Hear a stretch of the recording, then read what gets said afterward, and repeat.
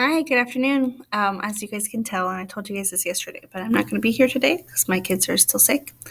So you do have an assignment today, and this video is to tell you a little bit about it and to teach it to you via video.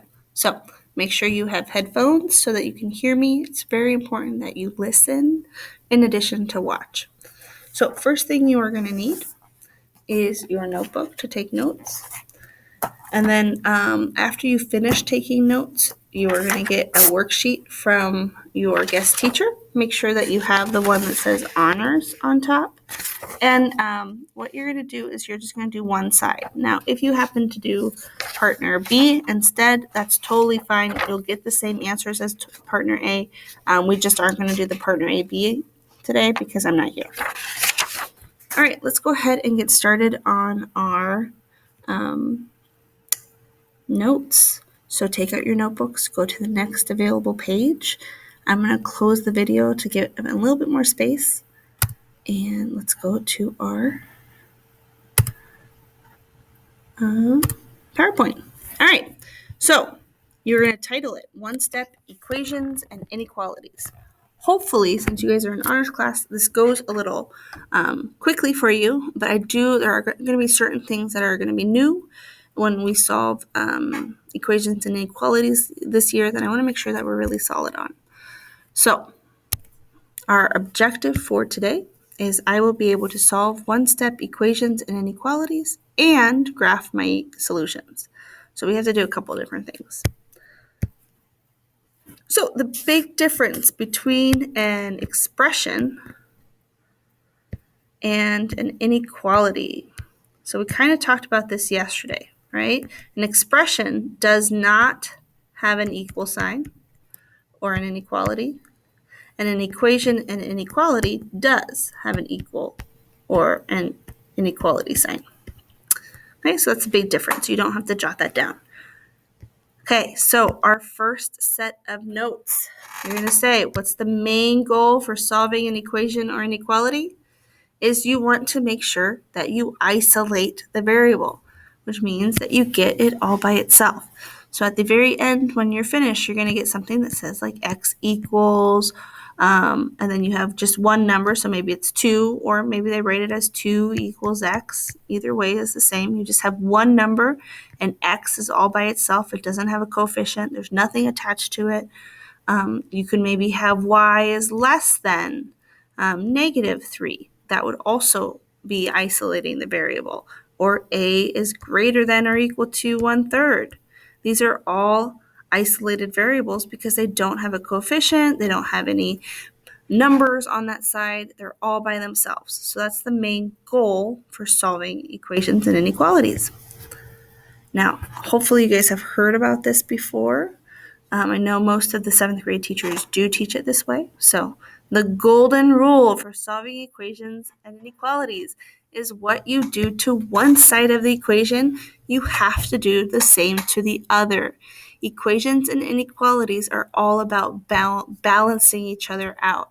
We can't do something without having a reverse effect. So we use the opposite operations or the inverse operations. So if we think about what the inverse operations are, is that we have like adding, the inverse is subtracting. If you have subtracting, the inverse is adding. If you have multiplying, the inverse is dividing. And if you have dividing, the inverse is multiplying. Some of you guys know this as additive and multiplicative inverse. If that's how you learned it, I would stick with that because that is going to help you later on. It makes it easier if you have these, if you understand that. Now, if you don't understand these, make sure you use your inverse operations. Okay, so on your notes page, after writing the main goal and the golden rule, you're going to write down the different types of symbols. So today, we're not only going to talk about equal signs, okay? We're also going to talk about all of the inequality signs. So notice how on this equal sign, it is a filled-in circle. It's a closed circle, and there are no arrows. And that's because you can only have one true value for an equal sign. you're going to get one number. All right, next we have greater than, which is filled with an open circle. It's late. An open circle. And then the arrow is pointing to the right. But notice where the X is. Okay, so if the X is on the other side, then the arrow would be going the opposite way. Okay? All right, next you have X is greater than or equal to. X is less than, and X is less than or equal to. Okay? I do want you guys to pay close attention to where the variable is. It's all on the left. If you think of these as always have the variable on the left, then this is always how you're going to graph it. If the variable is not on the left, then we need to do a little movement, but I'll show you how to do that. All right, please pay close attention to when it's closed. So the signs that have a closed on it have the word equal in them. If they are open, then they don't have this line underneath. They're all by themselves. They're not equal to. All right, so let's go ahead and get started. Let's do some examples. You need to write down all of my examples.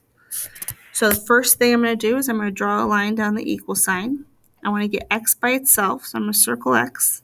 I need to get rid of everything else on that same side of the equal sign. I need to move it. So I have positive 7. Opposite of positive 7 is subtracting 7. Okay, so now I have 4 minus 7. That's the same thing as adding the opposite. And 4 plus negative 7 gives me negative 3. So my answer here is X is equal to negative 3. And now I need to graph it. So to graph it, I'm just going to do a line and a dash and put negative 3 underneath it. And then I'm just going to put a filled in closed circle. Since it's an equal sign, there is no arrows. All right. If you need more time, pause the video. And then when you're done writing, go to the next one. Okay, so second example is 15 is less than X minus 20. All right, notice here how it is an inequality sign. Also notice here how the X is on the right. So we're going to flip the problem around so the X is always on the left. This is going to make it easier when you graph because you can just follow that slide I showed you. So to have X on the left, I'm going to put X minus 20 on the left. And I'm going to put 15 on the other side. But in order to do that, I need to make sure I flip the inequality sign. So this is a kind of cheat that I do. Notice how it's an open, the X is on the open side. Well, the X is on the open side. And I just realized I forgot to put the 0 for 20. Okay. So, or it should be pointing towards the 15. It's pointing towards the 15 always. That's some shortcuts there. All right. Let's go ahead and solve this. We're going to draw a line down the inequality sign. I need to circle the variable because I need to get it by itself. Then I have minus 20 that I need to get rid of. So the opposite of minus, opposite of negative is adding or positive. Adding 20. Okay. So minus 20 plus 20 gives me 0. So I have X is greater than 15 plus 20 is 35. All right, now I'm going to graph it. Draw a line, put 35 there. And since it doesn't have an equal sign on it, it just has the inequality without the or equal to, I'm going to put an open circle, and then it's pointing to the right. So I'm going to draw my arrow to the right.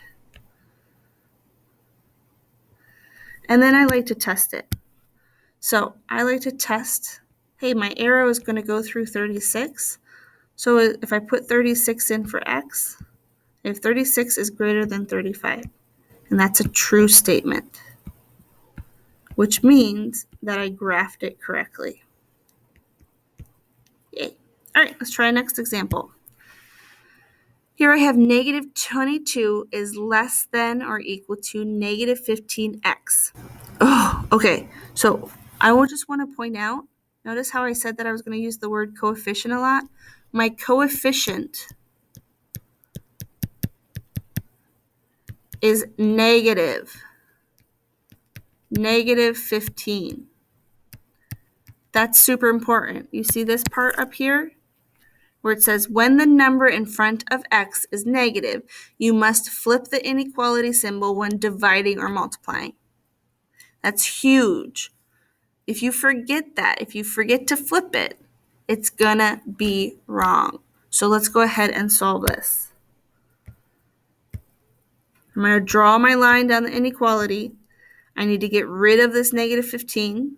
So I have negative 15x. That means it's being multiplied. So I want to do the inverse, which is division, or the multiplicative inverse, right? Depending on what you are used to. So I'm going to divide by negative 15 on both sides. Okay, and something that I do is whenever I see a negative coefficient, I always put a star on top because I know that that means that I need to flip it. So watch what I'm going to do. Instead of doing greater than or equal to, I'm going to change it to less than or equal to. Okay, so now I have negative 22 divided by negative 15. I just need to leave that, cancel out the negatives. A negative divided by a negative is a positive. So my answer is 22 over 15 is less than or equal to x. Okay, so here, what we're going to do is it's a fraction. Can't be simplified. We're just going to leave it that way. Now, remember how I said we're going to flip it again because I want x on the other side? So we're going to flip it back. I know. It's like, what? You just flipped it. Right? You can leave it like this. That's the correct answer. But when I graph it, it's easier if x is on the left. Okay? I'm going to do my dash, and I have 22 over 15. It's going to be a closed circle. Can you figure out why it's closed? Yep, you're right. This sign, because of that bottom dash, it's going to be closed. And then it's going to be pointing to the right. Okay, let's try another one. All right, here. X is on the left already, so I don't have to worry about that. But look at this negative 10. That's fraction bar means division, which means that I'm going to need to flip this. Okay?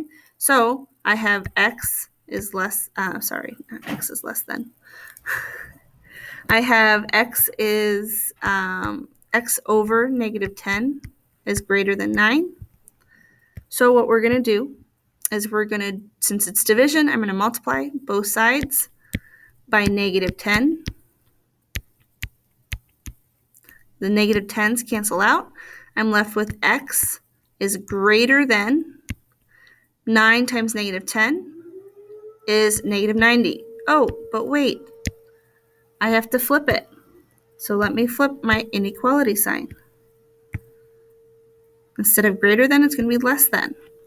And then I'm going to graph it. Okay, my solution is negative 90. It's going to be an open circle, and I'm going to be pointing towards the left. Oh, that's not true. I'm not going to be pointing to the left. I'm going to be pointing. I said left. Left is correct. I just wrote to the right. Okay, one more example. We're going to skip this one. All right, my last example is 2/3 x is greater than 12.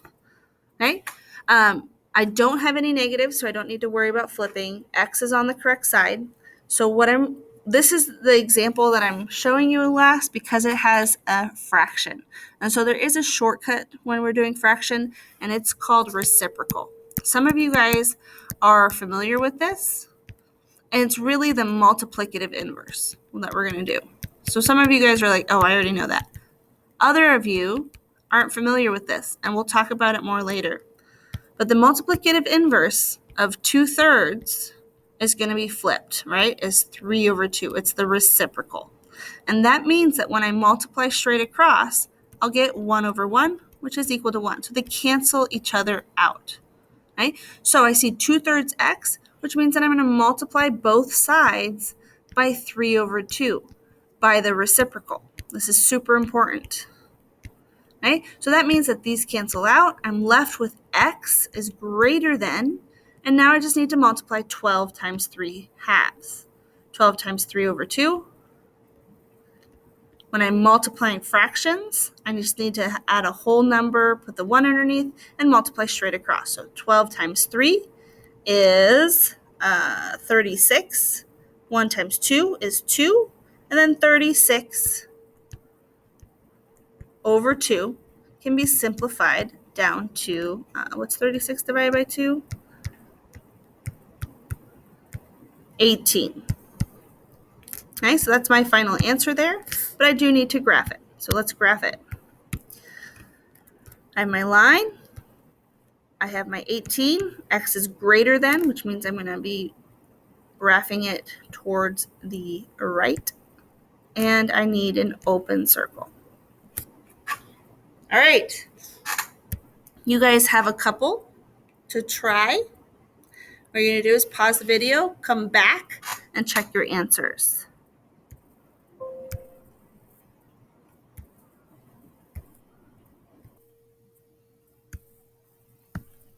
Okay, there are the answers.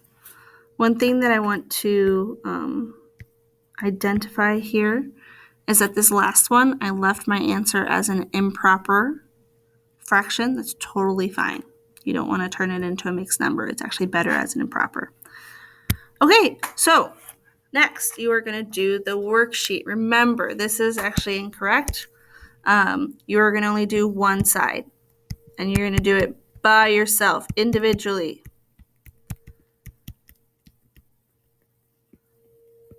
Okay?